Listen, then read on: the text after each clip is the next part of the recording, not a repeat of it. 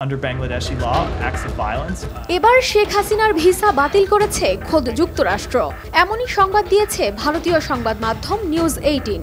এর আগে যুক্তরাজ্যে রাজনৈতিক আশ্রয় নেওয়ার ইচ্ছা থাকলেও তাকে আশ্রয় দিতে ইচ্ছুক নয় বলে জানায় দেশটি। ব্রিটেনের ইমিগ্রেশন সূত্রে এমন সংবাদ প্রকাশ করে এনডিটিভি। প্রতিবেদনে বলা হয়, ব্রিটেনের ইমিগ্রেশনের নীতির কারণে এখনই যুক্তরাজ্যে রাজনৈতিক আশ্রয় চাইতে যেতে পারছেন না শেখ হাসিনা। কাউকে রাজনৈতিক আশ্রয় বা অস্থায়ী আশ্রয় নেওয়ার জন্য যুক্তরাজ্যে ভ্রমণের অনুমতি দেওয়ার বিধান নেই। এতে করে পৃথিবীর শক্তিধর দুই রাষ্ট্রই শেখ হাসিনাকে গ্রহণে অস্বীকৃতির বিষয়টি নিশ্চিত হলো।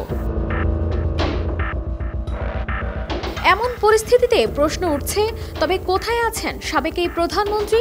কারণ ভারতও তাকে রাজনৈতিক আশ্রয় দিতে অস্বীকৃতি জানিয়েছে বলে এরই মধ্যে দেশটির একাধিক সংবাদ মাধ্যমে খবর বেরিয়েছে। তবে মঙ্গলবার ভারতের পররাষ্ট্রমন্ত্রী এস জয়শঙ্কর কেন্দ্রীয় সরকারের আয়োজিত সর্বদলীয় বৈঠকে উপস্থিত পার্লামেন্টের সদস্যদের জানান, বাংলাদেশের সাবেক প্রধানমন্ত্রী ভারতে এসে পৌঁছেছেন এবং ভারত তাকে সম্ভাব্য সব ধরনের সহায়তা করার বিষয়ে আশ্বস্ত করেছে।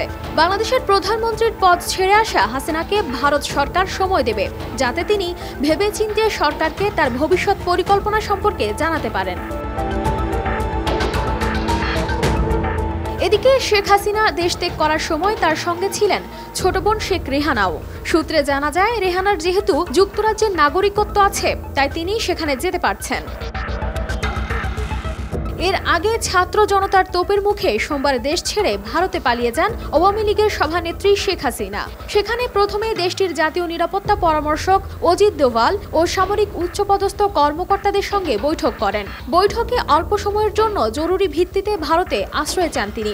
সে প্রেক্ষিতে তাকে সর্বোচ্চ নিরাপত্তা দেওয়া হবে বলে আশ্বস্ত করা হয়। তবে শেখ হাসিনার ইচ্ছা ছিল যুক্তরাজ্যে রাজনৈতিক আশ্রয় নেওয়া।